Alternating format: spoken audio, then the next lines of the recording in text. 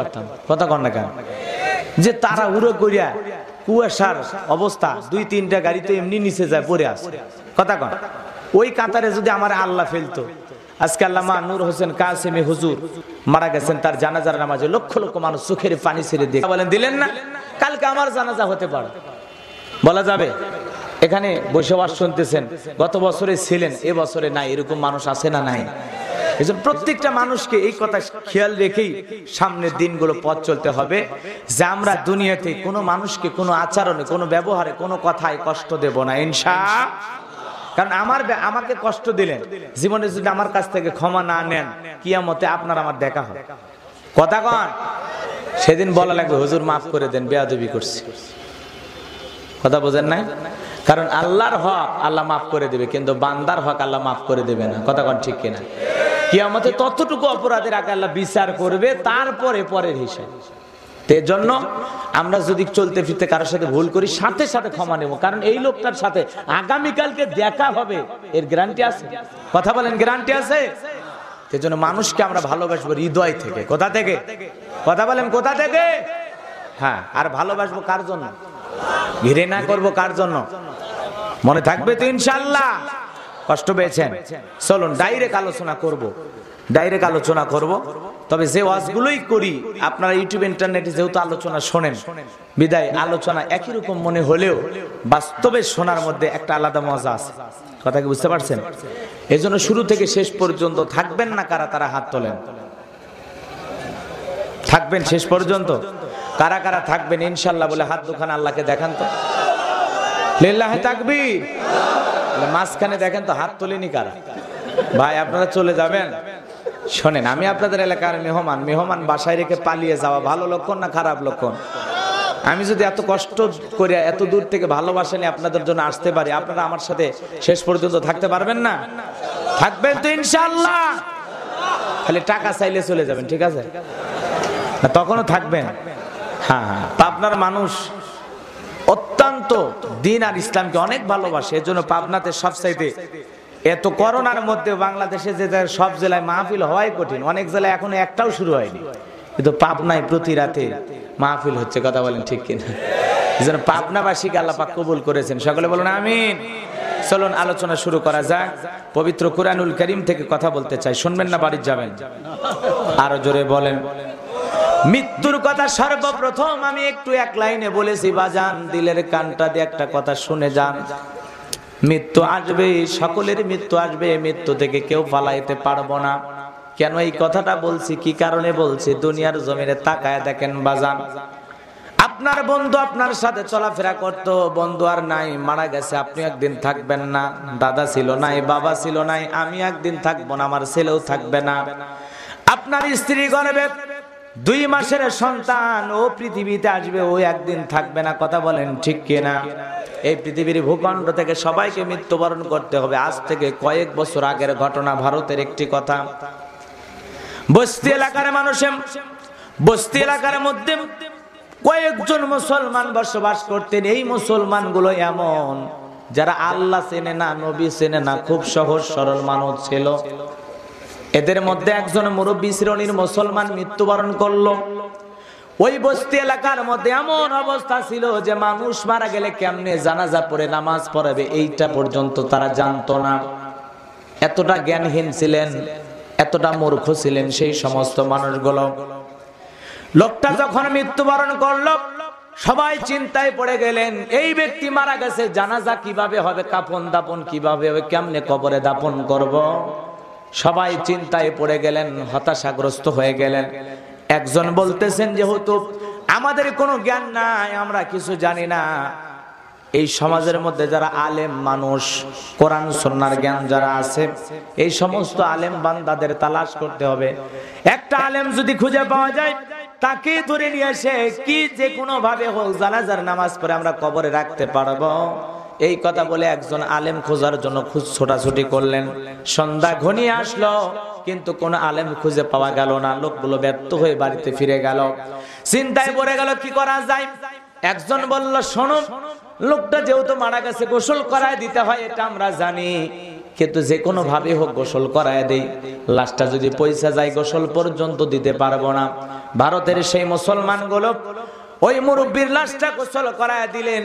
পরের দিন সকালবেলা সবাই একটা সিদ্ধান্তে উপনীত হলো, আমাদের সামনে একটা রাস্তা আছে চলাচলের, ওই রাস্তার পাশে তো আমাদের কবরস্থান, আমরা ওই জায়গায় লাশ টেনে অপেক্ষায় দাঁড়িয়ে থাকি। ওই পথে যাইতে যদি কোনো একটা আলেম পাওয়া যায়, জ্ঞানী মানুষ পাওয়া যায়, তারে ধইরা আমরা জানাজার নামাজটা পড়ায় নেব। এই কথা বলে লোকগুলো জানাজার খাটিয়ে এনে দাঁড়িয়ে থাকলেন। দুপুরের আগ মুহূর্তে একজন লোক একা একা পথ চলে আসতেছেন, মাথার মধ্যে টুপি, গায়ের মধ্যে লম্বা জামা। লোকগুলো বলে যাক একজন আলেম পাওয়া গেছে। সবাই ছুটে যায়, বলে শোনেন মুসলমান ভাই, আমাদের এলাকার মধ্যে একজন মুরব্বী মুসলমান মারা গেছে। লোকটাকে দাফন কাফন কেমনে করবো আমরা নিয়ম নীতি কিছুই জানি না, কেমনে জানাজার নামাজ পড়াবো তা আমরা জানি না। আপনার কাছে অনুরোধ, আপনার টুপি জুব্বা দেখে মনে হয় আপনি আলেম মানুষ, যে কোনো ভাবে হোক জানাজার নামাজটা পড়ায় দেন। আলেম ডেকে বলে শোনো, আমার স্লিপার, আমার চেহারা, আমার লেবাস দেখে যদিও আলেম মনে হয়, কিন্তু আমি আলেম না, আমি ভারতের একজন প্রশাসনের লোক, আমি চাকরি করি পুলিশের। বলে ঠিক আছে, আপনি চাকরি করেন তাহলে মানে জ্ঞানী মানুষ, যে কোনো ভাবে হোক আপনি একটু এই লাশটা দাফন করে দেন, জানাজার নামাজ পড়ায় দেন, আমরা কেউ কিছু জানি না, আপনি আল্লাহর রাস্তে আমাদের এই উপকারটা করে যান। সবাই যখন অনুরোধ করলো, আল্লাহর বান্দা পুলিশ মুসলমান জানাজার নামাজে দাঁড়িয়ে গেলেন। জানাজার নামাজ শেষ হয়ে যাওয়ার পর লোকগুলো আবার হাতে পায়ে ধরে অনুরোধ করে বলে আপনি কবরে নামান, কেমনে নামান লাগে আমরা তো জানি না। মুসলমান পুলিশ আল্লাহর বান্দা কবরে নামলেন, লোকটাকে কবরের ভিতরে শায়িত করলেন, বাঁশের বিছানা বিছায়া দিলেন, কবরের ভিতরে মাটি দিলেন। আল্লাহর গোলাম চলে গেছেন থানায়, লোকজন চলে গেলেন বাড়িতে। এইবার থানায় যায়, পকেটের মধ্যে হাত দিয়ে দেখে তার গুরুত্বপূর্ণ কিছু কাগজ হারায় গেছে, কাগজ খুঁজে পাওয়া যায় না। ওই কাগজগুলো না হলে তার চাকরি থাকবে না, খুব গুরুত্বপূর্ণ কাগজ। চিন্তা করলো কেমনে কি করা যায়, কেমনে কি করা যায়, চিন্তায় পড়ে গেল, চিন্তায় পড়ে গেল। চিন্তা করতে করতে মনে করলো হয়তোবা ওই কবরের ভিতরে পড়েছে। কবরস্থান পর্যন্ত আসলেন কিন্তু কাগজ খুঁজে পাইল না। এইবারে সেই লোকগুলোর উপকার করছে তাদের কাছে যা বলে, শোনো তোমাদের উপকার করতে এসে আমার জীবনের বড় একটা ক্ষতি হয়ে গেছে, আমি তোমাদের কাছে উপকার করতে এসে বড় ক্ষতি হয়েছে। আমার বিশ্বাস লাশটা যখন কবরে রাখতে গেছে আমার পকেট থেকে আমার দামি পেপারস, দামি কাগজগুলো পড়ে গেছে। চলো, এখনো যেহেতু লম্বা সময় হয় নাই, মাত্র 1-1.5 ঘন্টা আগে কবরে দিয়েছি, লাশ পচে নাই, গলে নাই, চলো কবরের মাটিগুলো টান দিয়া আমি আমার কাগজটাকে উদ্ধার করি। লোকজন ডেকে বলে আমরা তো কিছু জানি না, নিয়ম কানুন কোরআন শোনার কিছুই জানি না, এখন কি লোকটার দাফন কাফন করার পরেও কি কবরের মাটি টান দিয়ে তার কবর খনন করা যায়? বলে খুলতেই হবে, তাছাড়া আমার সমস্যা আছে, চলো খোলা যাবে। এইবার সবাই মিলে চলে গেলেন, কবরের মাটিগুলো টান দেওয়া হয়ে গেল। 1টা 2টা বাদ যখন তোলা হয়েছে, সবাই তাকায় দেখে আল্লাহর বান্দার কবর আর কবর নাই। কবরটাকে বা কারা জানো 1-1.5 ঘন্টার মধ্যে জান্নাতি ডেকোরেশনের ব্যবস্থা করে দিয়েছে, পুরো কবরটা হয়ে গেছে ফুলের বাগান। বলেন সুবহানাল্লাহ।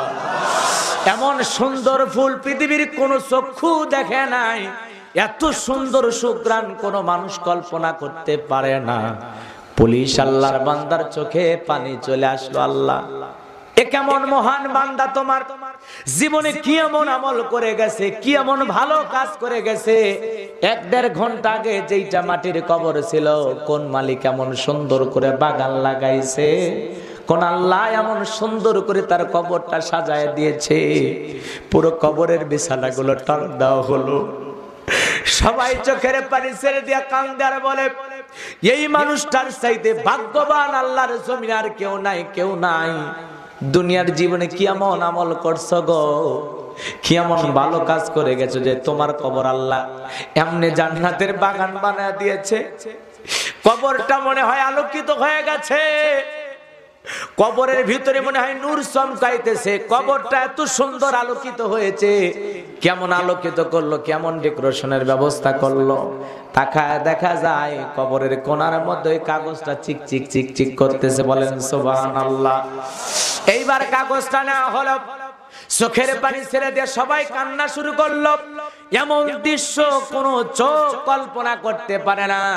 সুন্দর করে বাসগুলো বিছায়া দেওয়া হলো, কবরের মাটিগুলো দেওয়া হলো, আর পুলিশ চোখের পানি ছেড়ে দেয়া বলে, শোনো আমি জানতে চাই দুনিয়াতে এই ব্যক্তির কে বেঁচে আছে? বলে তার একমাত্র মেয়ে সারা দুনিয়াতে আর কেউ নাই। বলে আমি তার কাছে জানতে চাই তার বাবা জীবন দশায় কি এমন ভালো আমল করে গেছে, কেমন ভালো কাজ করে গেছে, যার কারণে তার কবরটা আল্লাহ পাক 1-1.5 ঘন্টার মধ্যে এমন সুন্দর জান্নাতি ফুল দিয়ে সাজাইছে, কবর ফুলের বাগান করে দিয়েছে। জানতে বড় ইচ্ছা হয়, এটা না জানা পর্যন্ত আমি বাড়িতে যাব না। চলো আমাকে এই লোকের বাড়িতে নিয়ে যাও, তার মেয়ের সাথে আমি কথা বলতে চাই। ও পাবনাবাসী, চাটমোহরের মুসলমানেরা, আল্লাহর বান্দার কবর আল্লাহ জান্নাতের বাগান বানাইছে কি এমন আমল করার কারণে? আপনারা কি চান আপনাদের কবর এরকম জান্নাতের ডেকোরেশন সাজানো হোক? চান? দিলের মধ্যে কাদের বাসনা আছে, হুজুর আমরা চাই আমলটা কি যাই না আমরাও কবরে যাব, আল্লাহ যেন আমাদের কবরগুলোকে জান্নাতের বাগান বানায় দেন। হাত তুলে বলেন আমিন, আর জোরে বলেন আমিন। ও আপনার মুসলমানেরা, হাত টান টান করে তোলেন, শোনেন, দিলের কানটা লাগান। কি বলতে চাচ্ছিলাম, আমার কৃতকর্মের হিসাব আমাকে দেওয়া লাগবে, কথা বলেন ঠিক কিনা? এজন্য যেমন কর্ম তেমন ফল, বিশ্বাস নাই করিয়া দেখো বেহেশত আর দোজখ সাত, বিশ্বাস না হয় মরিয়া দেখো। এখন আপনার কৃতকর্মের হিসাব আল্লাহর কাছে দেওয়া লাগবে, এটা কি বিশ্বাস করেন? কথা বলেন। এই জন্য তাহলে একটি আয়াতের মধ্যে আল্লাহ পাক বলেন, মা ইয়ালফিজু মিন কাউলিন ইল্লা লাদাইহি রাকীবুন আতীদ। আল্লাহু আকবার। আল্লাহ ডেকে বলেন, মানুষ এমন কোন কথা বলে না, মানুষ এমন কোন কাজ করে না, তার এই কথার এই কাজ রেকর্ড করার জন্য আমার ফেরেশতারা নেই। আছে না নাই? ফেরেশতারা আল্লাহর প্রহরী ফেরেশতা আছে না নাই? কিরামান কাতিবিনা ইয়ালামুনা মা তাফআলুন। আল্লাহু আকবার। সম্মানিত দুইজন লেখক সদা সর্বদাই ডায়রি লিখতেছে, আপনি ঘুমাইলেও ফেরেশতারা ঘুমায়? কথা কোন ঘুমায়? ঘুমায় না এই জায়গায়। তাহলে তুই একটা কথা উদাহরণ দিয়ে বললে ভালো বুঝবেন। মনে করেন আপনাদের মসজিদের ইমাম সাহেব, তার কাছে একজন 50,000 টাকা নিয়ে যা, বলে ইমাম সাহেব 50,000 টাকা আপনাকে দিয়ে দিলাম, আমি যে দান করলাম কারো কাছে বলবেন না, গোপনে দিলাম, আমি কোনোদিন বলবো না, আপনিও বলবেন না। ইমাম সাহেব যদি চিন্তা করে এই 50,000 টাকার ব্যাপার কেউ জানবে না, যে দান করছে সেও গোপন রাখতে বলছে, বিদায় ইমাম সাহেব যদি 50,000 টাকা মেরে দেয়, বলেন তো আল্লাহর ফেরেশতারা তাই ঘটনাটা রেকর্ড করবে কিনা?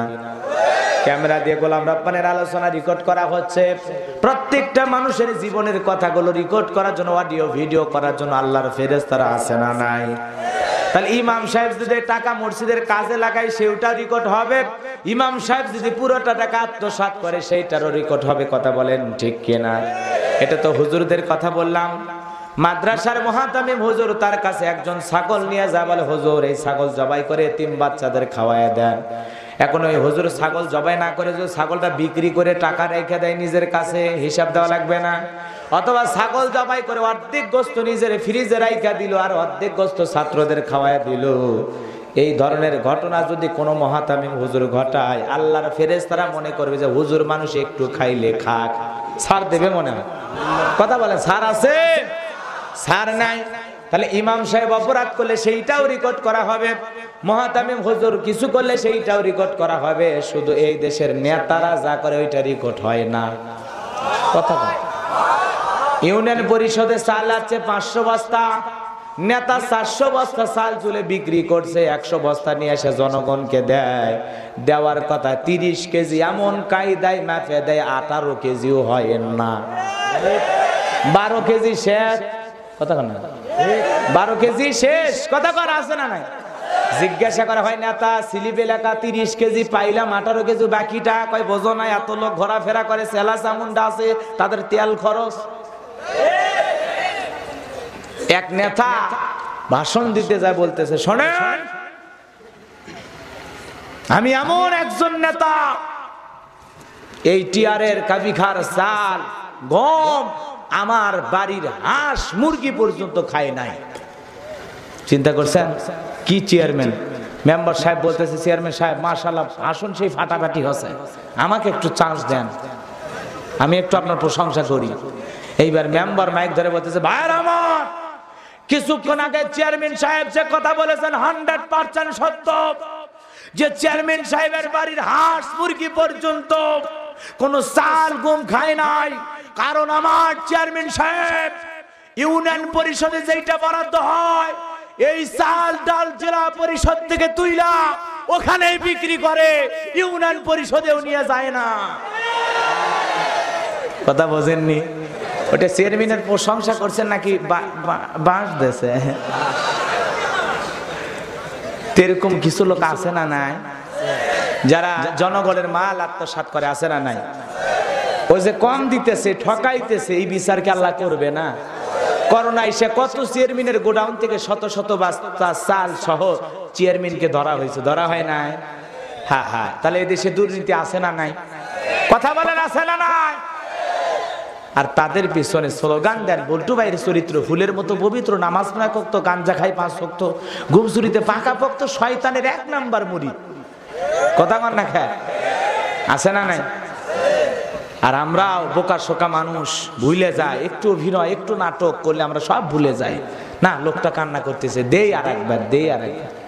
কথা কন না খায়। এজন্য ভাইয়ের আমার অনেক কথা আছে, আমি ওইদিকে বেশি লম্বা করব না। কষ্ট পাচ্ছেন আপনারা? বেসপাড়ায় গিয়েছিলেন আপনারা? ও, সেই জায়গায় তো ওয়াজ করছিলাম মুসা ফিরাউনে, তাই না?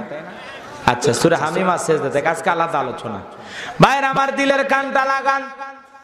তেজন্য কার পিছনে স্লোগান দিচ্ছেন বুঝে শুনে স্লোগান দেওয়া লাগবে। গুম চোর নাকি নামাজ চোর নাকি কোরআন পড়ে হাদিস পড়ে, এরকম বোঝার দরকার আছে না নাই? কারণ নির্বাচনের আগে দেখবেন মাথায় টুপি, মুখে দাড়ি, গায়ে লম্বা পাঞ্জাবি, দেখে মনে আসমান থেকে এই মাত্র জিবলারিল খালু নাজিল হয়েছে। সিয়ারা সুরত দেখে ভালো, কিন্তু এটা ধোকা দিয়ে বোকা বানায়। আর আমাদের দিকে আঙ্গুল তুলে বলে হুজুরের ধর্ম ব্যবসায়ী। হুজুরেরা ধর্ম ব্যবসায়ী না, ধর্ম ব্যবসায়ী হলো এই দেশের রাজনীতিবিদেরা। কথা কন, ওরা এই দেশের মুসলমানদের সেন্টিমেন্টকে কাজে লাগায়। ওরা মুসলমানকে বোকা বানানোর জন্য বিভিন্ন কায়দায় বিভিন্ন রূপে সেজে গুজে সে বুঝায় যে আমরা ইসলামের পক্ষে আছি। কথা কর। আবার ওরাই খুঁজে খুঁজে ইসলাম নামের গাছের গোড়া কেটে দেশ থেকে ইসলামকে বিদায় করে দেওয়ার ষড়যন্ত্র করে। কথা বলেন ঠিক কিনা? তবে মনে রাখবেন, এই দুনিয়ার 2-4 জন নাস্তিক বেঈমান দেশ থেকে ইসলামকে বিতাড়িত করতে পারবে না। কথা বলেন ঠিক কিনা? আকাশে শোনেন, রাতের আধার যত গভীর হয় মনে করবেন দিনের সূর্য তত নিকটে। এই রাতের ঘন কুয়াশা যত আধার নেমে নিয়ে আসবে মনে করবেন আগামী কালকের সূর্যের আলো তত পরিষ্কার হবে। কথা বলেন ঠিক কিনা? নাস্তিক বেঈমানেরা যত ইসলামী আন্দোলনের সামনে বাধ দেখ, এদেশে ইসলামকে সামনে নিয়ে যাওয়ার আগে যতই ব্যারিকেড দেওয়া হোক, নদীর বাঁধের সামনে, নদীর পানির স্রোতের সামনে যে বাঁধ দেওয়া হয়, ওই বাঁধ যদি একবার ভেঙে যায় পানির স্রোতের স্পিরিট গতি কমে না বাড়ে। ওই স্রোতে মুরগি পড়ুক, হাঁস পড়ুক, মানুষ পড়ুক, গরু পড়ুক, ওই স্রোত তাকে ভাসাইয়া জায়গা মতো নিয়ে যাবে। কথা বলেন ঠিক কিনা? আজকে ইসলাম আলাদের সামনে যে বাঁধ ব্যারিকেড দেওয়া হয়েছে, একবার যদি মুসলমানেরা ঐক্যবদ্ধ হয়ে এই বাঁধকে ভাঙতে পারে, এদেশের নাস্তিক বেঈমানেরা পালানোর গর্ত খুঁজে পাবে না, বঙ্গোপসাগরে চুবানি খাবে। কথা বলেন ঠিক কিনা?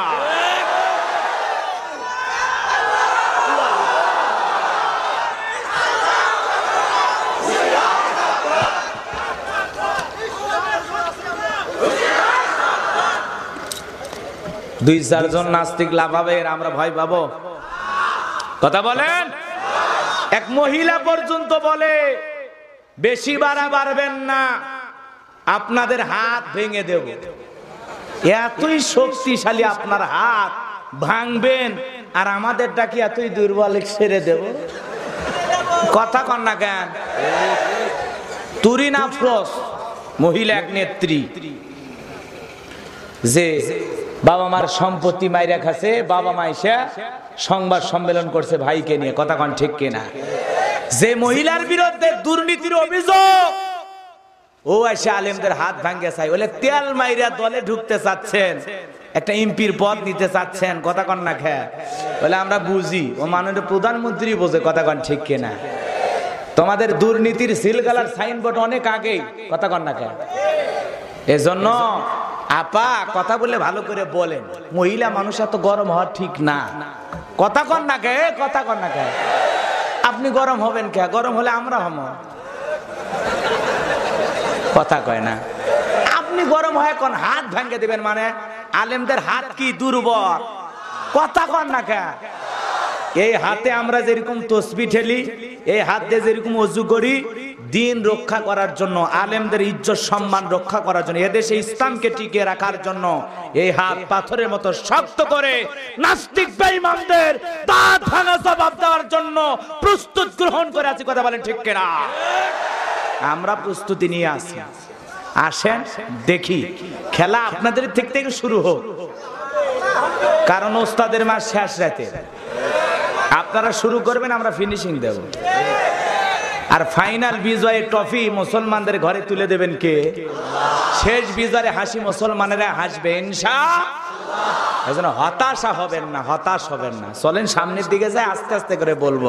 খারাপ লাগে চলে যাবেন। ভাইরা আমার, দিলের কানটা লাগান। যে কথা বলতে চাচ্ছিলাম, তাহলে নেতা যদি অপকর্ম করে তার দাও রেকর্ড করা হবে, ইমাম হুজুর করলে তার দাও রেকর্ড করা হবে। কথা বলেন ঠিক কিনা? আল্লাহর দরবারে সবাইকে হিসাব দিতে হবে, হাজি হোক, মুন্সি হোক, মৌলবি হোক। কথা কন ঠিক কিনা? কিন্তু যুবকেরা যা করে এটা রেকর্ড হয় না। কথা কন। কিছু কিছু যুবক আছে বিয়ে করছে হালাল ভাবে, সব ঠিক আছে, বাসর ঘরে বউ খাটে, ছেলে সোপায়। কোন জায়গায়? বাসর ঘরের মতো ফেরেশতারা ভিডিও করে না, ওইটা বাদ দেয় নাকি কন? না বাসর ঘরে ভিডিও আছে। কথা কন। কারণ আপনার বাসর ঘরের ব্যবহারটা কেমন সেটা দেখা লাগবে না? ওটা শরীয়তের ভিতরে না অবৈধ, সেটা তো দেখা লাগবে। কথা কন না খায়। রাগ করেন না, মন খারাপ করেন না। এখানে বোঝার একটা বিষয় আছে, সেটা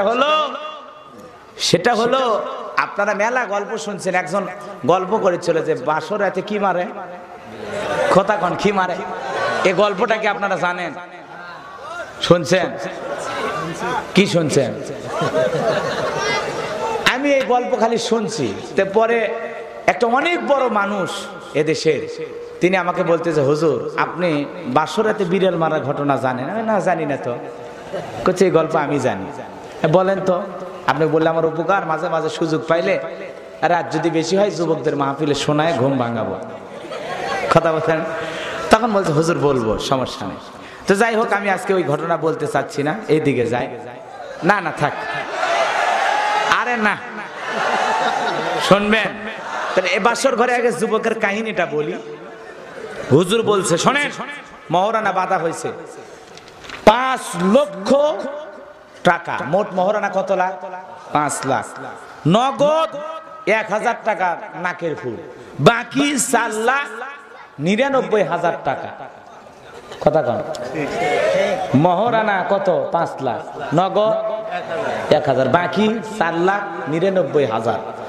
হুজুর বলছে বাবা দেখো, মহরানা পরিশোধ করা ফরজ, এটা ফরজ দায়িত্ব, তোমাকে দিতে হবে। তখন বলছে হুজুর আপাতত তো এত টাকা নাই, তাই ঠেকা কাম পারি দেওয়ার বুদ্ধি নাই, ঠেকা কামটা চালানেন।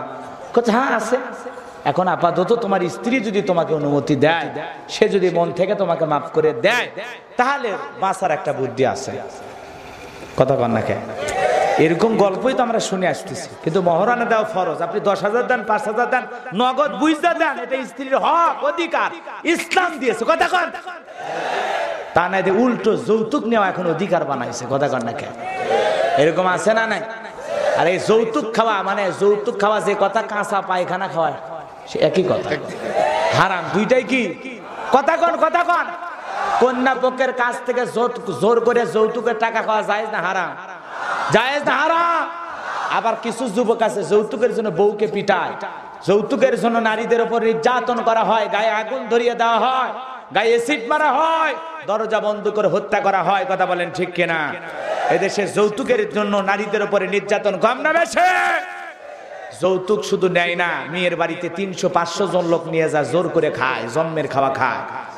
নিজের বাড়িতে ভালো মন্দ খায় না, ছেলের বড় করছে, একটা দিন একেবারে গলা ছাইড়িয়ে দিয়ে খায়। আছে না নাই? নতুন বিয়ে রে বলে বিয়ে, আত্মীয় স্বজনের অভাব নাই, সব বড় বড় অফিসার একটা দিন আপনার বাড়িতে আসবে। একটু মেহমানদারি কোনো কমতি যেন না হয়, রোজ যেন থাকাই লাগবে। মুরগি তো থাকবে, এছাড়া আপনি চেষ্টা করেন মাছ তো থাকাই লাগবে, শশা গাজর এলে তো থাকাই লাগবে, এটা তো স্যাম্পল ব্যাপার। এশিয়ার দই হলে আরো ভালো হয়, সাথেই তো মিষ্টি থাকাই লাগবে, মশার টিস্যু থাকা লাগবে, আর কিছু লাগবে না। চাচা এরকম বদমাইশ আছে না? না, ওই খাওয়া না খাইয়া ভিক্ষা কইরা খা। কি করে খা? ভিক্ষা করে খা। কন্যা পক্ষের লোকেরা কত কষ্ট করে একটা মেয়েকে লালন পালন করছে, দেবে আবার 600 জন লোককে খাওয়াবে। এরকম হাইব্রিড শয়তান আছে না? নাই। তারা ইচ্ছা কন্যা পক্ষের লোকেরা যদি বলে আমরা 5 জনকে খাওয়াইতে পারবো, সমর্থ 5 জনকে মেহমান, 5 জন নিয়ে যান, আপনি চাপায়া দেন কেন? কথা কন না কেন? আপনি চাপায়া দেন কেন যে এত লোক যাবে, আমার এত লোক? হ্যাঁ রে, ওই খাওয়া নিজের বাড়িতে খাওয়ান, 2টা গরু জবাই করে নিজে খাওয়াইয়া দেন। কথা কন। দেখি তো কেমন কলিজা বড়। রাগ করছেন? এইবার ছেলেটা বাসর ঘরে স্ত্রীর কাছে যায় না, সবাই বসে আছে। তো স্ত্রী বলতেছে যে তো ডিজিটাল যুগ, মেয়েরাই বেশি চালাক। কথা কন না কেন? বলছে কি ব্যাপার, আমি খাটে তুমি কেন সোফায়? তখন বলতেছে না, যাওয়া যাবে না, নিষেধ আছে। কে নিষেধ করছে? বলছে বোঝো না, মহারানার 5 লাখ টাকা, 1000 টাকা তোমাকে কেবল দিছি, এখনো 4,99,000 বাকি। হুজুর বলছে মহারানা পরিশোধ না করে স্ত্রীর গায়ে টাচ করা যাবে না। তে আমি এত টাকা কই পাবো? আপাতত টাকা ইনকাম করি, পরে দেখবো। মানে এমন কায়দায় স্ত্রীকে ব্ল্যাকমেল করতেছে, এমন ভাবে ফাঁসাইয়া দিতেছে, মানে যে কোনো কায়দায় মাপ নেবে। কথা কন না কেন? তো এই দৃশ্যগুলোতে হচ্ছে, আল্লাহর ফেরেশতারা রেকর্ড করে না? না ওটি ভিডিও বন্ধ করে রাখছে? তখন মেয়ে চিন্তা করলো, আব্বা 2টা গরু জবাই করে, 2টা ছাগল জবাই করে এতগুলো মানুষকে খাওয়াইলো, জামাইকে একটা মোটরসাইকেল দিল, এত কিছু করার পরে আজ যদি স্বামী আমার কাছে না আসে, তে জীবন তো বৃথা। কথা কন না কেন? তখন মেয়েটা কষ্টে বইরা নিজের মহারানার টাকাটা মাপ দিয়ে বলে, যা হয় হোক, আসো, 1 টাকাও দেওয়া লাগবে না, আমি টাকা কি করব, তুমি আমার গহনা। কথা কন ঠিক কিনা? এই যে জোর করে যৌতুক মাপ নিছেন, কারা হাত তোলেন তো? আমি যৌতুক পরিশোধ করে দিছি, 1 টাকা শ্বশুর বাড়িতে নিয়ে 1 টাকা। কথা বোঝেননি? 1 লাখ টাকা দিছি, তারপরে বউ বাড়িতে নিয়ে আসছি। কথা কন না কে? কি আপনারা করছেন? হুজুর আপনার বইয়ের থেকে জানলে ভালো হয়। শয়তানি। এক লোক আমাকে দাওয়াত দিবে গেছে বাড়িতে, একবারে আমার শ্বশুর বাসায় চলে গেছে। আমি তো এখনো বাসা বাড়ি আমার কিছুই নাই, আগে মাদ্রাসা কর্ম, তারপরে থাকার বাড়ি কর্ম, এটা হলো আমার নিয়ম। দোয়া করেন, আমিন বলেন। আগে মাদ্রাসা মসজিদ বানাবো। ভাই শোনেন তো, দাওয়াত দিতে গেছে, সব ভালো, আমি মেহমানদের যতটুকু পাইলাম করলাম, ওদের ডেটও দিয়েছি, টাকাও অ্যাডভান্স দিয়েছি। নেওয়ার পরে বলতেছে হুজুর সবই হলো, কিছু মনে করেন না, একটু যদি আপনার বউটাকে দেখাইতেন। এই শয়তান কয় কি রে, আমি এই মুহূর্তে তোদের ডেট ক্যান্সেল, টাকা অ্যাডভান্স যা দিছু নিয়ে যা, যা। কথা কর আগে বাড়ি থেকে বের হয়ে যায়। চিন্তা করছেন কত বড় শয়তান। কচ্ছে হুজুর দাওয়াতটা সবই ঠিকঠাক হলো, আপনার বউটা নিয়ে আসেন একটু দেখি। রাগ করছেন আপনারা, মন খারাপ করছেন? তাহলে মানুষের জ্ঞান, চিন্তা করেন, বিবেক জ্ঞান আছে, আকল জ্ঞান আছে? কেরে যে হুজুর সারা জীবন পর্দার ওয়াজ করলো, সেই হুজুর তার শ্রোতাগরক বউ দেখে নিয়ে বেড়াবি? কথা কন না কেন? ভাইয়ের আমার, রাগ করছেন মনে হয়। এইবার জোর করে যৌতুক মাপ নিয়েছে, এরকম আছে না নাই? মহারানার টাকা মাপ নেই, আছে না নাই? মন খারাপ করছেন আপনারা। এ যুবক, অনেক কথা আছে, নাইবা বললাম অনেক কথা, সংক্ষিপ্ত করে আস্তে আস্তে যায়। মনের যা কথা আছে তোমাদের কাছে আজকে খুলে বলবো। যুবকের আরে শোনো, তাহলে বাসর ঘরে যেই কায়দায় মাপ দেওয়া হয়, ওই টাইমে কিন্তু রেকর্ড করা হয়, ওই সময়ের কৃতকর্মের হিসাবে কিন্তু আল্লাহর কাছে দেওয়া লাগবে। কথা কোন ঠিক কিনা? তাহলে হুজুর যদি কিছু করে, নেতা যদি কিছু করে, যুবকেরা যদি কিছু করে, সমস্ত কিছু কিন্তু রেকর্ড হচ্ছে। কথা বলেন ঠিক কিনা? যুবক হালাল স্ত্রীর হাত ধরে করে নাকি বান্ধবীর হাত ধরে করে, সেই টাইমে ভিডিও রেকর্ড আছে না নাই? কোন জায়গায় বসে কি করছো? পাশ দিয়ে পানি দিবি, তোরে বন্ধ করে দিলাম, এখন পানি ডুবে মর। কথা কন, এরকম আছে না নাই? এর জন্য প্রতিবেশীর সাথে আমাদের সম্পর্কটা ভালো হওয়ার দরকার আছে না নাই? প্রতিবেশীর হক সম্পর্কে আমাদের জানার দরকার আছে না নাই? কিন্তু আমরা জানি না, জানার চেষ্টাও করি না। ভাইয়ের আমার, দিলের কানটা লাগান। মুসা নবীকে আল্লাহ ডেকে বলে, মুসা অবশ্যই তোমাকে জান্নাত দেব, আর জান্নাতে তোমার প্রতিবেশী বর্তমানে দুনিয়াতে একজন কসাই, এই কসাইকে আমি তোমার পাশেই জান্নাতে ফ্ল্যাটে জায়গা দেব। বলেন সুবহানাল্লাহ। মুসা নবী ডেকে বলে, আল্লাহ দুনিয়াতে এত ভিআইপি মানুষ থাকতে কসাই কেন আমার সাথে একই জান্নাতে জানতে চায়? আল্লাহ দেখে বলে, মুসা কেন জান্নাত দিলাম বিষয়টা যদি জানতে হয় তোমাকে তদন্ত করে রিপোর্ট নিয়ে আসতে হবে। যাও কসাইয়ের বাড়িতে যাও। এইবার পয়গম্বর কসাইয়ের বাড়ি খোঁজা শুরু করলেন। চলতে চলতে যেই বাজারে কসাই গোস্ত বিক্রি করে ওই বাজারে চলে গেলেন। যাওয়ার পথে যায় দেখেন কসাই গোস্ত বিক্রি করে সামান্য কিছু গোস্ত নিয়ে বাড়ির পথে রওনা করছে। মুসা নবী ডেকে বলে, কসাই আমি যদি তোমার মেহমান হিসাবে তোমার বাড়িতে যাই তোমার কি কোনো আপত্তি আছে? কসাই ডেকে বলে, পয়গম্বর আমার কোনো আপত্তি নাই, আপনি যদি আমার মেহমান হন আমি নিজেকে ধন্য মনে করবো, আলহামদুলিল্লাহ পড়বো, চলেন আপনি আমার সাথে চলেন। পয়গম্বর মুসা নবী কসাইয়ের বাড়িতে গেলেন। কসাইয়ের বাড়িতে যাওয়ার পর কসাই সুন্দর করে গোশতগুলো রান্না করলেন। তার মা দুঃখিনী ছিলেন, দোলনার উপরে শুয়ে থাকতেন, মা চলতে পারতেন না, ফিরতে পারতেন না। ওই কসাই নিজে গোশত রান্না করে মা দুঃখিনীর মুখে খাবার তুলে দিলেন। মার খাবার খাওয়া শেষ হয়ে গেল। দুঃখিনী মা আসমানের দিকে দুইটা হাত তুলে দোয়া করে বলে, আল্লাহ আমার ছেলে আমাকে এত ভালোবাসে, এত খেদমত করে, আল্লাহ আল্লাহ তোমার কাছে দোয়া করি মালিক এই জামানার মুসা নবী যেই জান্নাতে থাকবে আমার ছেলেটাকেও তুমি একই জান্নাতে কবুল করো। বলেন সুবহানাল্লাহ। মায়ের